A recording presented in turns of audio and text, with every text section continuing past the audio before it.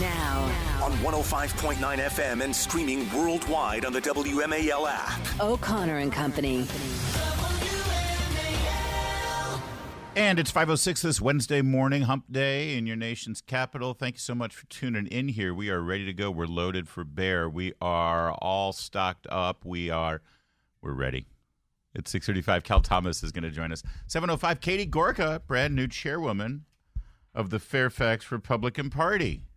7:35. Maryland State Senator Justin Reedy will join us to recap what the Democrats in Maryland did. 8:05, KT McFarland. And then at 8:35, Stephen Malloy, former Trump EPA transition team member. Talk about a new finding that blue jeans are bad for the environment. All right, everyone take off your pants. I am Larry O'Connor alongside Julie Gunlock. Good morning. I was just going to stop and say, do they have to be blue, or can you, like, I wear black jeans a lot. I think they're all bad. All of them. All pants are bad. All pants. They're dying to get men in skirts. They just exactly. That's all they care about. It's whatever it takes. I'll do my best. Hey, remember when Joe Biden bragged about the fact that he defied the Supreme Court on student loans? I'm sure you do. Early in my term, I announced a major plan to provide millions of working families with debt relief for their college student debt. Working families. Come on. If you've got a... Yeah, it's the kids who go to Harvard. Yeah, you got some advanced degree in anthropology or African-American studies. If a working family is somebody who's still working as a barista to pay off their student loans, okay, you got me with that. Yeah. Tens of millions of people in debt were literally about to be canceled, their debts. But my MAGA Republican friends in the Congress, elected officials, and special interests stepped in and sued us. And the Supreme Court blocked it. They blocked it. But that didn't stop me. Yeah, the Supreme Court and the what do you call them? Bragging also about, but that didn't stop me. Right. After the Supreme Court threw it out. Like, that's right. Imagine bragging about, that I defied that. That's right. And the when he says my MAGA Republican friends, those are the duly elected representatives in the other. So he's, sticking up his middle finger to the legislative branch by labeling them all MAGA fascists, and then this judicial branch. Right. He likes his executive branch when he's got that power too. Yeah. It didn't stop him. That's right. And by the way, when did he push it through? In summer of 2022, an election year. He said earlier in my term. No, it was during the election year, and then they had a bunch of super PACs that had these ads. Remember, there's Biden's giving you free money. Vote for Biden. Get free money, and all those really smart college-educated people. They said, "Yeah, give me my free money. Yeah. I want my free money." Yeah, they're not dumb. Well, now he's announced it didn't do anything in 2023 about this because there's no election. Who cares? Yeah. And now here we are in an election year, and he just announced. It's just a coincidence. 30 million people are targeted now to get more student loan relief, as they call it, which is basically Joe Biden single-handedly telling people that they can be deadbeats and not fulfill the obligation that they willingly signed up for. By the way, when you borrow money to get something like a house or a car, if you decide not to repay it, they repossess that thing. That's right. Can we repossess these people's brains? Yeah. Can we just? I want the part of the brain that's soaked up with a sponge. But all also, of the information. He does nothing to solve the problem of constantly increasing college loan prices. Oh, quite the opposite. Every time the government steps in, that's right, to help pay or relieve the cost of college, the cost goes up. Yeah, right. He's actually making it worse. And these colleges are not putting that, by the way, towards any kind of better education. They're building these insane campuses. And so, again, the colleges, there's absolutely nothing in this bill that would alleviate that would prevent that would serve as a disincentive to these colleges to increasing costs like that. And why shouldn't they? If the government's going to bail every student out, why shouldn't these universities take advantage? Hey, they're doing what any other business would do, but it's not going to stop, meaning we're going to be we're going to dig ourselves a hole again. And then some Democrat's going to come out and say, okay, we'll pay for it. But it doesn't prevent the colleges from constantly increasing their costs. Now, you remember the last time he tried to do this, it was under the HEROES Act, the Higher Education Relief Opportunities for Students Act of 2003. This was meant to alleviate people who were struck specifically by the effects of the September 11th terror attacks. He then, 20 years later, wanted to extrapolate that law. This is why whenever Congress comes up with a law and it sounds like it's a great idea, you have to understand that they're creating a monster that never dies. Never dies. 20 years later, Joe Biden and his wise guys at the White House decide, well, let's take that 9/11 terrorism thing that's still on the books for some stupid reason and apply it to COVID. Because COVID was listen, if you're telling me COVID was a terrorist attack from the Chinese, okay, you have my attention. But, of course, they never made that case. Supreme Court said, no, that law was never meant to do that. Now the Biden administration said that their lawyers at the White House and the Education Department studied last year's Supreme Court ruling, designed the new program to make sure they get around it. Think about that. You've got this army of people just trying to figure out a way to work around and circumvent the Supreme Court. And they claim that by targeting specific groups of borrowers instead of offering broad loan forgiveness for everyone who's eligible, they think they can act within the narrower confines of the law. In other words, they get to pick and choose the winners and losers. And something tells me that the people they pick to choose to win are going to be in swing states. Yes. And in specific targeted demographic groups that the president isn't doing well with in the polls. Yeah. Just a thought, just a hunch. Missouri and 6 other states have already put together a petition to sue the Biden administration over this. You remember Missouri led the way with other states suing them over their censorship regime with social media companies. That's now being decided by the Supreme Court. This joint lawsuit filed by Missouri Attorney General Andrew Bailey targeting Joe Biden's Saving on a Valuable Education. It's called the SAVE repayment program.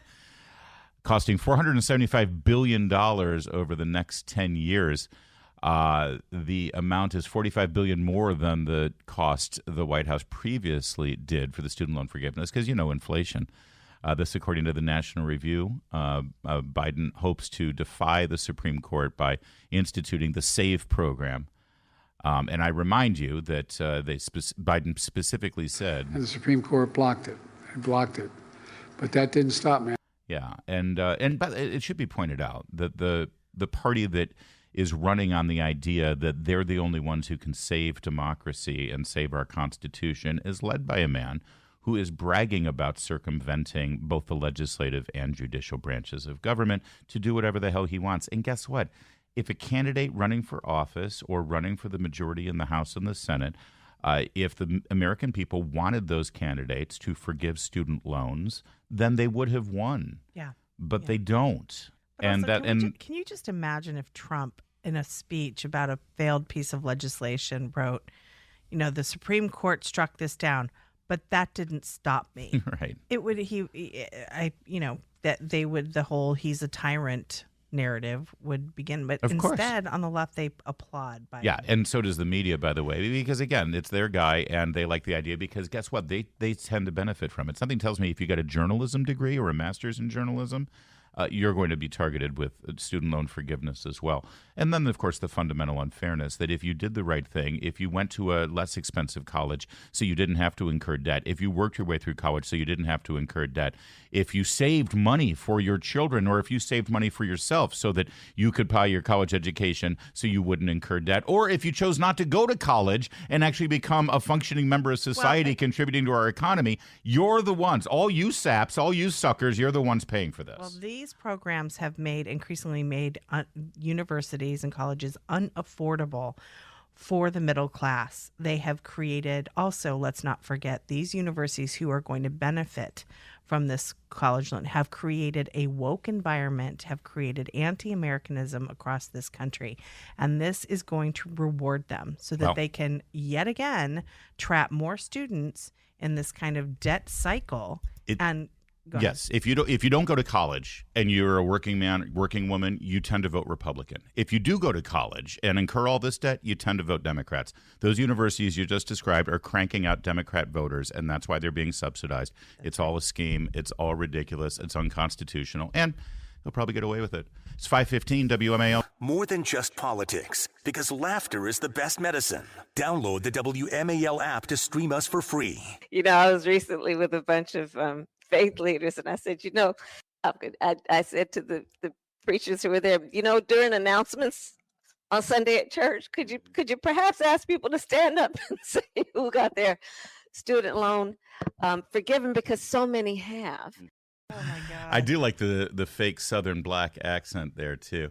That's Kamala Harris earlier this year. Again, this is something that they're riding all the way to November because they think that this is going to work. And it may work. It may work. Telling people that they're getting their student loan forgiveness relieved up to the tune of potentially $30,000 a pop. I mean, that's a hell of a purchase of votes. Here's the problem, and the fundamental problem here, and ultimately the Supreme Court's going to strike this down too, but you see where they waited to announce this. It's April, right? It's not going to be taken up by the Supreme Court. If there's a challenge, and there will be, Missouri is suing. That'll make it through the appeals court. It may make it to the Supreme Court when they reconvene the first Monday in October. They're not going to have a decision made by Election Day. In fact, first Monday of October, you've already got states who have already started early voting by then. They're cynical. They know that the Supreme Court is going to knock this down. I'll tell you right now that the Supreme Court will, in fact, knock this down. You know how I know? Because there's no law on the books that allows for the administration to forgive student loan debt. I know that because Congress hasn't voted for it. That's right. They haven't voted for it, they haven't passed it, and the president hasn't signed it into law. And only Congress can tell you how to spend money. And so the administration can't just decide, hey, we've got this money sitting here in the education department. Let's use it for this thing, because they weren't told by Congress to use it for that thing. This is fundamentals of how the U.S. federal government is supposed to work. One other thing, if we've got $475 million just lying around in the education department that was allocated for one stupid thing and now it's being used for another stupid thing, maybe we don't need that money at all at the education department. And maybe Congress should stop giving the education department so much money, because a president like Biden will just take it and do whatever the hell he wants with it. Amen. You know, the thing, too, is that the universities, as I mentioned earlier, will bear none of the brunt of this. This is going to come at the backs of the American taxpayers. And again, the universities are part of why we have these insane costs for a basic education. If you look back on what it took to get a basic college degree 30, 40, 50 years ago and what it is today, it's absolute insanity.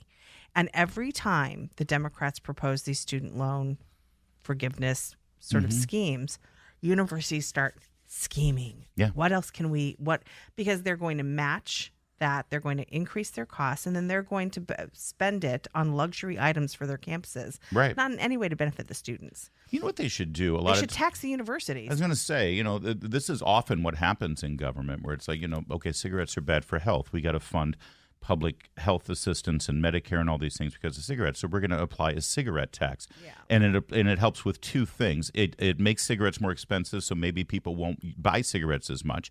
Or it'll raise money for the government that then supposedly they're applying to health care needs that cigarettes have caused in the first place. It ends up being a tax on the poor, of course, right. because predominantly poor. So how about a tuition tax? Well, Because it's mostly college-educated Democrat voters who love this idea. So if you're so in favor of it, tax yourselves. You guys are making money if you've got a college degree. Yeah. So let's have a tuition tax. Or I've got a better idea. How about a college degree tax? Anyone who has a college degree right now, you need to check an extra box on your 1040, and you're going to get charged extra money, and that money will go to help student relief for people who have college degrees. That way you leave me out of it, because I'm not part of this game. Exactly. And again, when you look at who pays for this, ultimately, it is the working class that is going to pay for the degrees. And let's be clear, Kamala said your student loan will be forgiven no matter your income, no matter who you are. That's right. So we're talking Yale, Princeton, Harvard students who went into these schools, accepted this debt, and then graduate with insane and get incredible jobs, paying them six figures starting out. They too will benefit from this. Yeah, program. mostly it's going to be doctors who perform transgender surgeries. And abortions. They're going to benefit. And, abortionists are going to clean up on this. 522. More on the student loan fiasco. Don't forget, by the way, what Nancy Pelosi said about this whole thing. People think that the President of the United States, is this more on the subject than you ever want to know? Will you let me know? People think that the President of the United States has the power for debt forgiveness. He does not. That's correct. And she was right. But now she sings a different tune, and so do the people in the media, because, Bad Orange Man has to lose this November, and they see this as a winning formula. Good news, though, on the college front here. Gen Z appears to be choosing trade schools and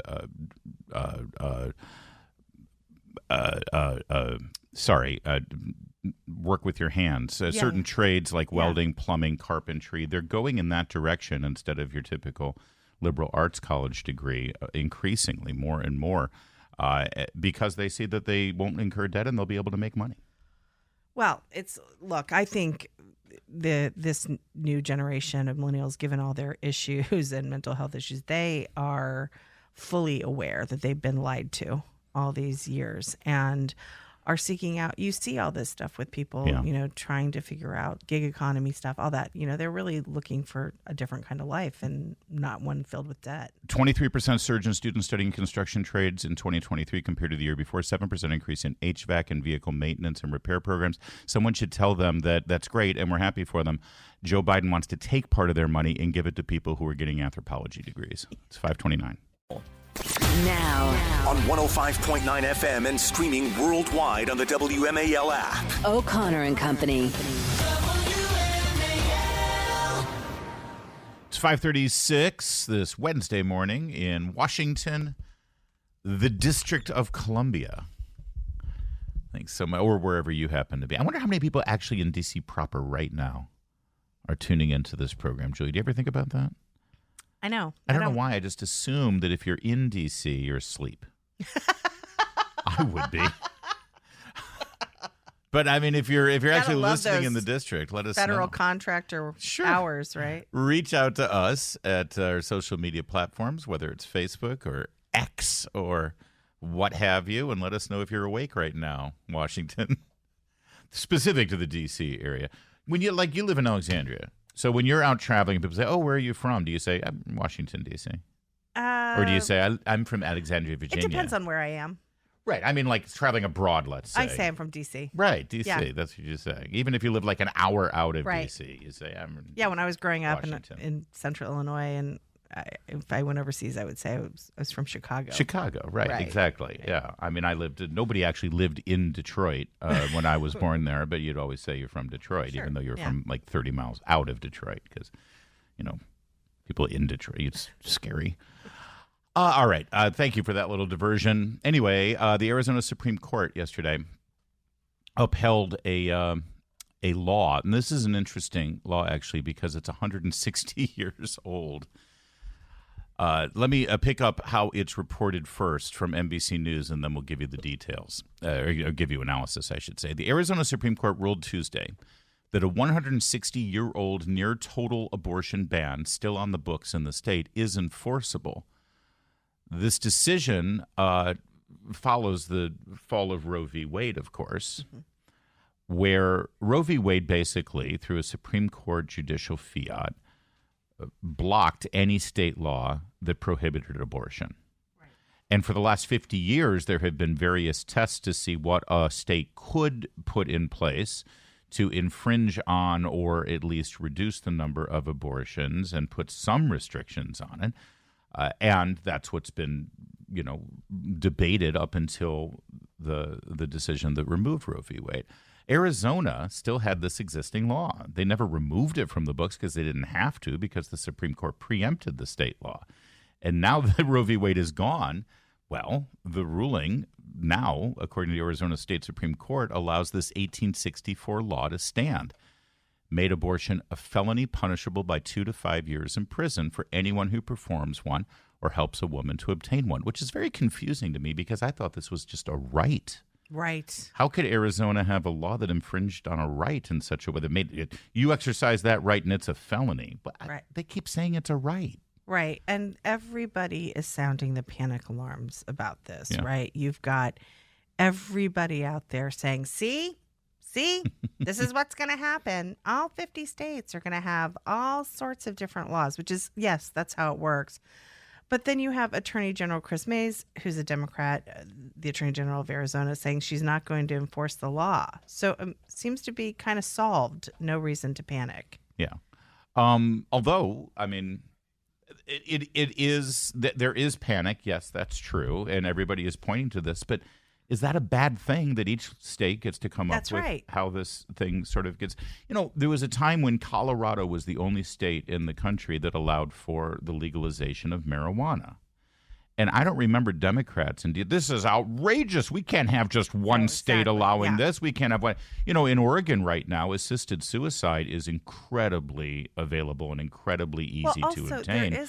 Why isn't everyone upset that some states have assisted suicide laws and other states don't have assisted suicide Well, there laws? is a remedy. You can overturn this law. The legislature can meet. That's right. If the Democrats have the vote in Arizona, the people can vote in members who are more supportive of abortion or less restrictions, and then it gets overturned. Right. And meanwhile, the Attorney General of the state saying she's not going to enforce this law. And if you've been watching crime lately, prosecutors constantly make judgments on the laws that they will enforce and laws they won't enforce, and the charges when criminals are charged and when criminals they have this discretion. So I don't think that's why I'm saying I don't think there is a reason to panic. And yet the liberal media is going to use, oh my God, can you imagine The View today? I mean, they're going to be claiming the walls about this, saying that the sky is falling. pro-life activists are estimating that this law, if kept in place and enforced in Arizona, could save 11,000 babies' lives. Yeah, it's not actually as bad as everyone. I don't know what's the bad downside here exactly. Well, let's ask their senator. Well, Jake, let me start by saying this is a disaster for women in Arizona. Arizona women deserve the right to make their own decision about abortion, and now they can't because of Donald Trump. So let's be clear about that. Why did the Arizona Supreme Court do this? It's because the Dobbs decision overturned Roe v. Wade. I love that Donald Trump's going to see this and say, hold on. Aren't I the one who just said that states should be able to decide this on their own? And if some states want to make abortion legal, go ahead and do it, and other states don't. He's going to turn to Kellyanne, whoever gave him advice on that, says that they're blaming me anyway. Exactly. It's my fault either way. So why the hell did I do this? Well, he's never been able to win, frankly, on anything. That's true. With the Dems. Listen to Ted Lieu. Just put yourself in the place to be a Democrat and have to listen to this kind of logic. Ted Lieu says the consequence of Trump and Republicans causing the elimination of Roe v. Wade is that politicians can enact laws putting women in jail who get abortions, and Arizona judges can uphold those laws. All right, so the politicians who enacted the laws were from the Civil War era. He's angry about people who put laws in place in 1860. Republicans are now in full panic mode over what they have unleashed. Are they? Well, Carrie Lake, who is running for senator of Arizona, put out a statement that, well, let me just put it this way. This should be the kind of thing that you can respond to in one or two sentences. She put out a full page trying to find the middle way, I suppose. In addition to covering the state of Arizona as a fair and honest journalist for 27 years, I've traveled every corner of blah, blah, blah, blah, blah, blah, blah. As your senator, I will oppose federal funding for abortion and federal bans on abortion. Okay, so she doesn't want a federal ban. She also doesn't want federal funding. She says, as your senator, I'll fight for baby bonuses, making adoption more accessible. Well, it's hard to say exactly what this statement says, other than, well, she doesn't say really anything about Arizona. No. She said Arizona voters will make the decision ultimately on the ballot this November. Well, that is true. That's true. That is true. But is she in favor of this or is she against it? I can't really tell. I can't either. All right, it's 5:40. Hold on. I've read through the entire one-page statement from Carrie Lake in Arizona. I apologize. I figured it out now. It's buried. Did you see it? It's buried right here in the middle of the big paragraph. It's not the lead sentence. It's not the end sentence. That's how you usually skim things. You look at the lead sentence or the bottom sentence or the back. Here's right in the middle. It says, I oppose today's ruling. And I am calling on Katie Hobbs and the state legislature to come up with an immediate common sense solution that Arizonans can support. So she opposes the Supreme Court decision upholding the 1860-something law that makes it a felony for abortion. And by the way, I think you can have an abortion ban without making it a felony for the woman involved and That's stuff. right. That may be part of the problem here. But again, she doesn't say specifically what she opposes here. And it's a problem because back in 2022, when she was running for governor, she was asked specifically about that law during a candidate forum. And, hang on. Obviously, I think Roe v. Wade should be overturned. And I think the Supreme Court, I have a good feeling that they're going to do the right thing this time. And again, I'll echo what Steve just said. We have a great law on the books right now. If that happens, we will be a state where we will not be taking the lives of our unborn anymore. So when she was running for governor, she called this a great law. And if Roe v. Wade is overturned, then that's great for Arizona because they won't be taking lives. Oh. And then yesterday, she put out a statement saying, I oppose this decision, and I call on Katie Hobbs to make a fix here. Imagine Katie a Hobbs, the woman politician- who beat her in the Yes, governor's imagine a race. politician politician flip-flopping, not unusual. But, honestly, I think given the statement from Trump, she might be one of these Republicans who's panicking a little bit. But she doesn't have to. This is what I'm I confused know. about because Trump's statement completely supports Arizona doing this. Yes. What's hard to figure out here? Well, because this plays into what this sort of Armageddon, sort of scenario the Democrats have been saying is that's you're going to have these very draconian abortion laws that, for instance, throw women in jail for getting an abortion in, multiple states. And this is the nightmare scenario they're setting up. Guys, I don't actually believe that's going to happen. I totally understand that people are worried about winning an election and therefore let's not talk about this thing. But I have been saying since the minute Roe v. Wade was overturned that we just got to be smart on how we talk about it and not buy into the narrative that other people get. And everyone talks about how, politics is downstream from culture. This is a perfect example of that. Yes. Politics can't decide what happens with abortion in this country, okay? We got to change the culture that has embraced abortion for 50 years. That doesn't happen overnight. But let me ask you Carrie something. Lake does go into that. She talks about changing the culture when she says baby bonuses, making adoption more accessible and affordable, strengthening the economy so mothers can afford a baby and afford to stay But that's home. all the government leading the Sure. culture. The government puts in a baby bonus and increases Right. access to adoption. Suddenly people are going to have babies and adopt? No. Politics reacts to culture. Politics reacts to who we are and what we believe and what we want. But let me ask you something. Just play this out. If the people of Arizona have decided that unborn babies should be protected and they shouldn't be killed, let me just hypothetically, we're sitting around in a college dorm and we're having a little jam session, right? Yeah. Okay. If the people of the state want to stop abortion and they want to protect those babies' lives, if you enact a law that makes it a prisonable offense if you have an abortion, will there be more abortions in that state or will there be fewer abortions in that state? There will be fewer. There will be many fewer. Yes. But if you enact a law that says that you'll go to jail if you smoke pot, will there be fewer people smoking pot or more people? Now, not everyone's going to stop smoking pot. And by the way, if you do get arrested smoking pot, there's always judicial restraint. There's judges, there's prosecutors who make determinations whether it gets prosecuted or not. But a society makes a statement about what it holds important and valuable. So again, play it out from it. If we had a death penalty in this country without any appeals, but you are convicted to the electric chair if you commit a murder on a Monday, every other day you get life in prison. But if on a Monday you go straight to the electric chair, do you think there will be more or fewer murders on Monday? There will be fewer. This is what happens with the handshake between culture and government.